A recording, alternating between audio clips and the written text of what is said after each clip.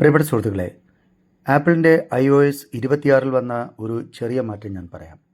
നമുക്ക് മെസ്സേജ് എന്തെങ്കിലും അയക്കണമെന്നുണ്ടെങ്കിൽ നമ്മൾ മെസ്സേജ് അയക്കേണ്ട ആളിൻ്റെ കോൺടാക്ട്സ് എടുക്കുക. വാട്സാപ്പിലാണ്.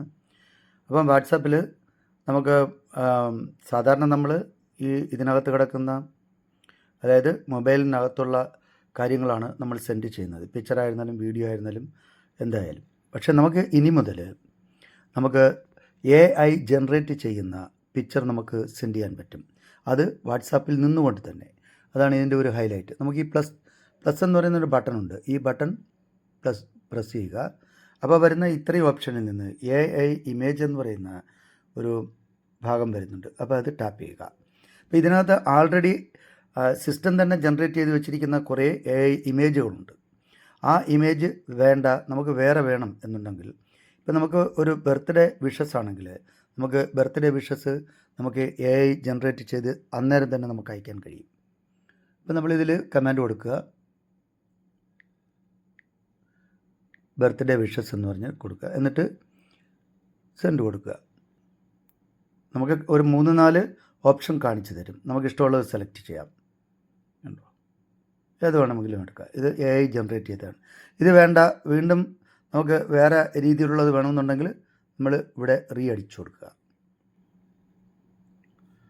ഉണ്ടോ, നമുക്ക് ഇഷ്ടമുള്ള രീതിയിൽ. ഓക്കെ.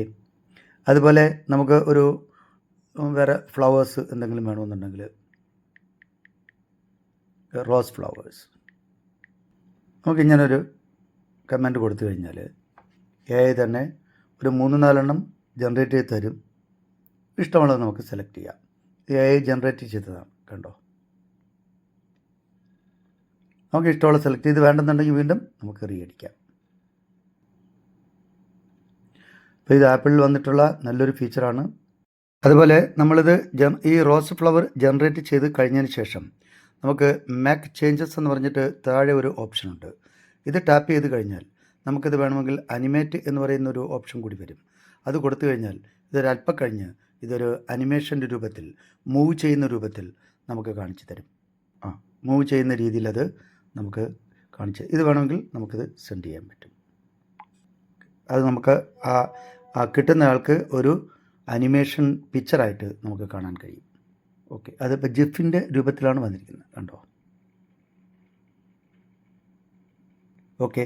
അതേപോലെ ബർത്ത്ഡേ വിഷസ് ചെയ്യുമ്പോൾ നമുക്ക് ആളിൻ്റെ പേര് കൂടി ചേർത്ത് വേണമെങ്കിൽ നമുക്ക് ആ ഒരു കമാൻഡ് കൊടുക്കാൻ കഴിയും. ഓക്കെ സുഹൃത്തുക്കൾ, ഇതൊന്ന് ചെയ്ത് നോക്കുക. ഓക്കെ.